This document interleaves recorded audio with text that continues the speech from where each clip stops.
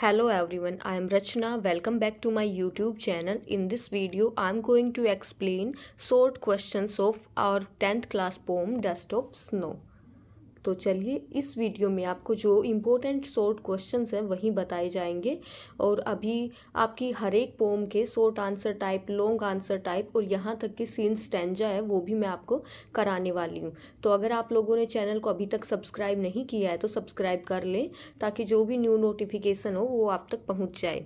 और मैंने आप लोगों को हर एक पोम की समरी भी कराई हुई है। जब आप चैनल पे विजिट करोगे तो वहाँ पे प्लेलिस्ट बनी हुई है कि लाइन बाय लाइन एक्सप्लानेशन है, कौन से चैप्टर्स की समरी है, सब कुछ आपको वहाँ पे मिलेगा। ग्रामर में भी बहुत कुछ करा रखा है, तो आप मेरे चैनल पे विजिट करके वो प्लेलिस्ट में देख सकते हैं। तो चलिए वीडियो को शुरू करते हैं।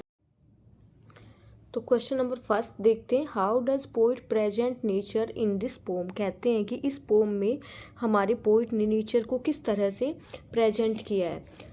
Frost doesn't idealise nature. यहाँ पे कहते हैं कि फ्रोस्ट जी हैं वो प्रकृति का आदर्शीकरण नहीं करते। इसका मतलब क्या हुआ कि हमारे जो रॉबर्ट फ्रोस्ट जी हैं ये प्रकृति को एक सुंदर और दिव्य रूप में प्रस्तुत नहीं करते हैं, बल्कि हमारी प्रकृति की कठिनाइयों और जटिलताओं के साथ ही उन प्रकृति को चित्रित करते हैं। ठीक है। His descriptions are real and based on minute observations. उनके जो भी ये विवरण करते हैं वो बेस्ड हैं माइन्यूट ऑब्जर्वेशन, उनके वो जो भी ऑब्जर्वेशन करते हैं उन्हीं के ऊपर वो बेस्ड हैं। Frost sees deep symbolic meaning in each little incident of nature. ये फ्रोस्ट जी हैं हमारे जो इस पोम के पोइट हैं। डस्ट ऑफ स्नो के पोइट कौन है? Robert Frost ji. तो ये क्या देखते हैं? सिंबॉलिक मीनिंग देखते हैं। प्रकृति के हर एक जो भी इंसिडेंट होता है उसमें कुछ ना कुछ, ये कहते हैं कुछ ना कुछ सिंबॉलिक वहाँ पे मीनिंग छुपा होता है। Interpreting these symbols in one's own way, one can see nature as a friend or as an enemy। कह रहे हैं कि जो भी सिंबल्स होते हैं इनको सब लोग अपनी अपनी तरह से देखते हैं। ठीक है। और कोई भी उन सिंबल्स को पहचान के कोई भी प्रकृति को अपना दोस्त भी मान सकता है और प्रकृति को एनिमी भी मान सकते हैं। ठीक है। चलो नेक्स्ट क्वेश्चन देखते हैं। Question number second, what do the crow and hemlock represent, Joy और सोरो। यहाँ पे इस पोम में क्रो और जो हेमलॉक हैं वो क्या किसको रिप्रेजेंट करते हैं, जॉय को या फिर सोरो को। अगर आप लोगों ने इस पोम की लाइन बाय लाइन एक्सप्लेनेशन नहीं देखी है तो मेरे चैनल पे जाके अलग अलग प्लेलिस्ट बनी हुई है, तो वहाँ पे क्लास 10th पोम के नाम से भी प्लेलिस्ट बनी है, जाके उसमें देख लेना, आपको अच्छे से और समझ आएगा। इस पोम में क्या बताया जाता है, एक थोड़ा सा मैं आपको इस पोम के बारे में बता देती हूँ। यहाँ पे पोइट होते हैं और एक पेड़ होता है, हेमलॉक ट्री होता है, उसके ऊपर क्रो बैठा रहता है और क्रो वहाँ उस पेड़ को हिला देता है तो डस्ट के जो पार्टिकल्स हैं वो हमारे पोइट के ऊपर गिर जाते हैं। हमारे पोइट उस दिन सैड उनका मूड था, लेकिन फिर जैसे ही उनके ऊपर डस्ट के पार्टिकल्स पड़ते हैं तो उनका मूड एकदम से चेंज हो जाता है। तो यही सब इस पोम में दिखाया गया है। ठीक है। और इस पोम में कहते हैं कि जो एक क्रो है और हेमलॉक है इसको किसके लिए रिप्रेजेंट किया गया है, जॉय के लिए, खुशी के लिए या फिर दुख के लिए।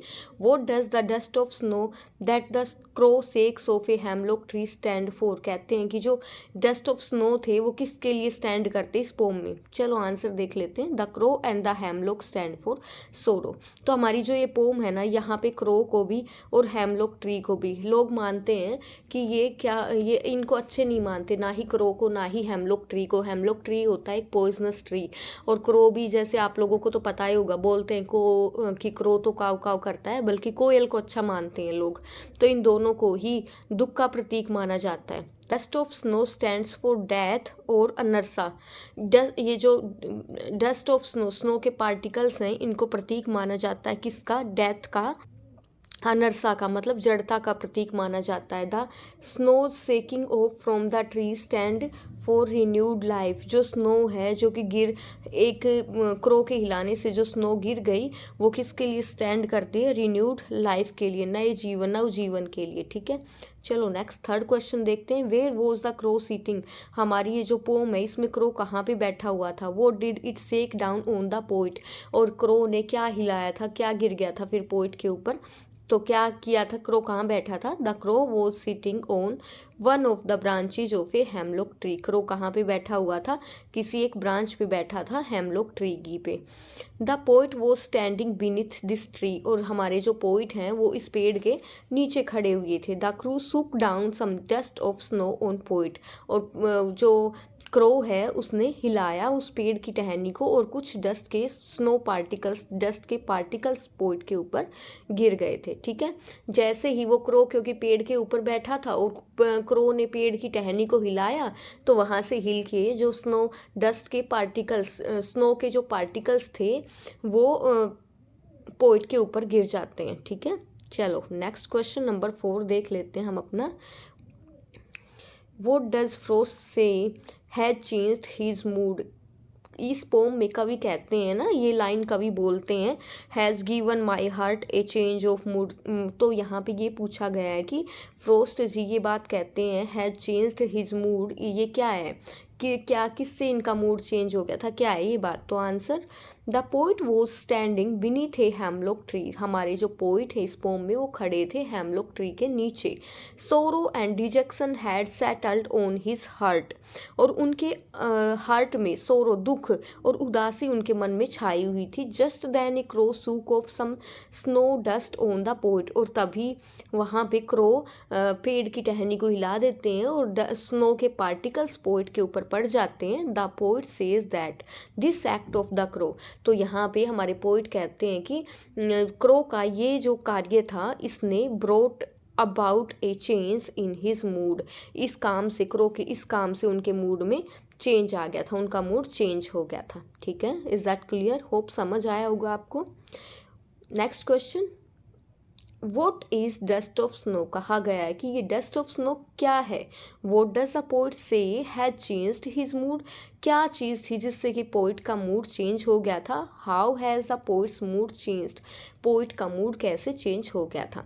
तो क्या थे भाई, स्नो, डस्ट ऑफ स्नो क्या थे, स्नो के पार्टिकल्स थे, और उनका मूड, पोइट का मूड चेंज हो गया था किससे, डस्ट ऑफ स्नो से ही उनका मूड चेंज हो गया था। तो चलो आंसर देखते हैं। Dust of snow is fine particles of snow. Dust of snow क्या थे, पार्टिकल्स ऑफ स्नो थे। ठीक है, मतलब बर्फ़ के कुछ पार्टिकल्स थे, कुछ टुकड़े थे। That settled like dust on various objects during a snowfall. जो कि स्नोफॉल होती है, स्नोफॉल होती है तो कहीं भी किसी भी ऑब्जेक्ट पे वो जमा हो जाते हैं। A crow perched on a hemlock tree. एक कोआ था, वो बैठा हुआ था हेमलॉक ट्री के ऊपर। Sex of the snow dust, और वो हिलाता है डस्ट की, डस्ट मतलब स्नो को के पार्टिकल्स को हिलाता है। That has settled on him, जो कि पोइट के ऊपर आके सेटल्ड हो जाते हैं। This dust fall on the poet, और ये जो डस्ट है वो पोइट के ऊपर आके गिर जाती है। The little incident brings about a sudden change of in the poets mood. और कहते हैं ये जो छोटा सा इंसिडेंट हुआ था इसी से पोइट का मूड एकदम से चेंज हो जाता है। Now the poet sex of his sad thoughts and is filled with renewed energy. अब जो पोइट के मन में जो वो चल रही थी, सैड थॉट्स जो चल रही थी वो ख़त्म हो जाती हैं, और उनके अंदर एक रिन्यूड एनर्जी, एक नई ऊर्जा उनके अंदर आ जाती है। ठीक है, कहने का मतलब इस क्वेश्चन में यही समझाया गया है, जब उनके ऊपर, जब पोइट के ऊपर डस्ट के पार्टिकल्स, स्नो के पार्टिकल्स गिरते हैं तो उनका मूड एकदम से चेंज हो जाता है। उनका मूड किसी भी वजह से उस दिन ख़राब रहा होगा, लेकिन जब जैसे ये सब्सटेंस उनके ऊपर गिरता है तो वो एकदम से उनका मूड अच्छा हो जाता है। ठीक है, what is the substance of this pome. हमारी इस पोम का सार क्या है। सब्सटेंस में सार, तो कहते हैं हमारी इस पोम का सार क्या है। तो बताया गया है, the poet was standing beneath a hemlock tree. Poet एक हेमलॉक ट्री के नीचे खड़े हुए थे। A crow shook off some snow dust on the poet, और एक क्रो ने हिलाया उस पेड़ को और कुछ स्नो डस्ट के पार्टिकल्स, स्नो के पार्टिकल्स उनके ऊपर गिर गए। The poet sad heart at once experienced a change, और उनका हार्ट, उनका मन जो जिस भी किसी कारण से दुखी रहा होगा वो एकदम से चेंज हो गया। The poet to shook off his sadness and thus saved the rest of the day from being spoiled। और इस तरह से जो पोइट का दिन, जो पोइट ने मान लिया था कि उनका आज पूरा दिन खराब जाने वाला है, वो दिन उनका स्पॉइल होने से बच गया।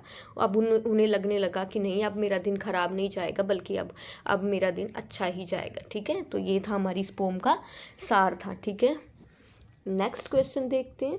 Right A note on the setting of the pome dust of snow. हमें जो ये डस्ट ऑफ स्नो पोम है, इसकी सेटिंग के बारे में बताना है, क्या कुछ था इस पोम में। In this poem the poet is shown standing beneath a hemlock tree. यहाँ पे पोइट को दिखाया गया है कि वो हेमलॉक ट्री के नीचे खड़े हुए थे। On this tree A crow is sitting. इस पेड़ के ऊपर एक कौवा बैठा था। It sex of the dust of snow that has fallen on it. जो पेड़ के ऊपर स्नो के पार्टिकल्स थे, वो क्रो उन पार्टिकल्स को वहाँ से हिलाता है, and which then falls on the poet, जो कि जाके पोइट के ऊपर गिर जाते हैं। तो चलो नेक्स्ट क्वेश्चन देखते हैं। ये क्वेश्चन हमारी आज की इस पोम का लास्ट क्वेश्चन है, तो चलो करते हैं। Where was the poet standing and what happen to him there. ये क्वेश्चन बार बार वही बातें रिपीट हो रही हैं कि पोइट कहाँ खड़े थे, उनके साथ क्या हुआ था। तो poet was standing beneath a hemlock tree. वो एक हेमलॉक ट्री के नीचे खड़े थे। हेमलॉक ट्री जिसको कि एक पॉइजनस ट्री माना जाता है। A crow shook off the dust of snow that had settled on it.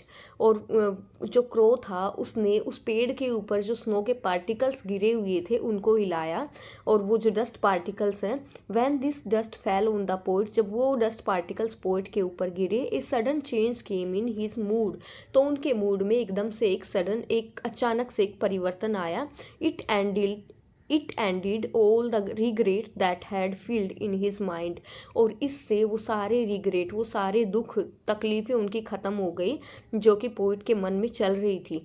Thus it saved his day from any further sadness. और इसी तरह से इस घटना ने पोइट के दिन को बना दिया। जो भी आगे कुछ और भी उस दिन उनको लग रहा था कि कुछ और भी उनके साथ घटित होने वाला है, तो उनको अब लगने लगा कि नहीं, अब उनके साथ सब कुछ अच्छा ही होगा। ठीक है, मेनली इस पोम में ये बताया गया है कि देखो, वैसे तो दुनिया मानती है कि जो हेमलॉक ट्री है वो पॉइजनस ट्री माना जाता है, और क्रो है तो क्रो को भी बुराई का प्रतीक माना जाता है। लेकिन जब देखोगे तो जो जिनको ये दोनों ही चीज़ें हैं, इन दोनों को ही माना तो जाता है नेगेटिविटी का प्रतीक, लेकिन लोग मानते हैं इनको नेगेटिविटी का प्रतीक। लेकिन इन दोनों चीज़ों के कारण ही पोइट के साथ इतना अच्छा हुआ कि वो बहुत ही खुश हैं। तो पोइट ये समझाना चाह रहे इस पोम के थ्रू हमें कि कोई भी चीज़ हमें ये नहीं माननी चाहिए कि क्या चीज़ नेगेटिविटी का प्रतीक है। ऐसा कुछ भी नहीं होता, सारी चीज़ें पॉजिटिव वे में ही हमें देखनी चाहिए। ठीक है, तो यहाँ पे हमारी इस पोम के क्वेश्चन आंसर्स होते हैं एंड। और मेरे चैनल पे मैंने 10th क्लास से रिलेटेड बहुत कुछ कराया हुआ है, तो आप जाके वो प्लेलिस्ट भी चेक कर सकते हो। और अगर आपको वीडियो अच्छी लगी हो तो अपने दोस्तों के साथ शेयर करना, और मेरे चैनल को सब्सक्राइब कर देना। वीडियो को लाइक भी कर दिया करो, और भाई कमेंट बॉक्स में भी लिख दिया करो कि मुझे भी मोटिवेशन मिलता रहे। कमेंट्स ही मेरे लिए मोटिवेशन का काम करते हैं। ठीक है, सो थैंक्स फॉर वॉचिंग। मिलते हैं नेक्स्ट वीडियो में, तब तक के लिए bye bye, take care, have a nice day.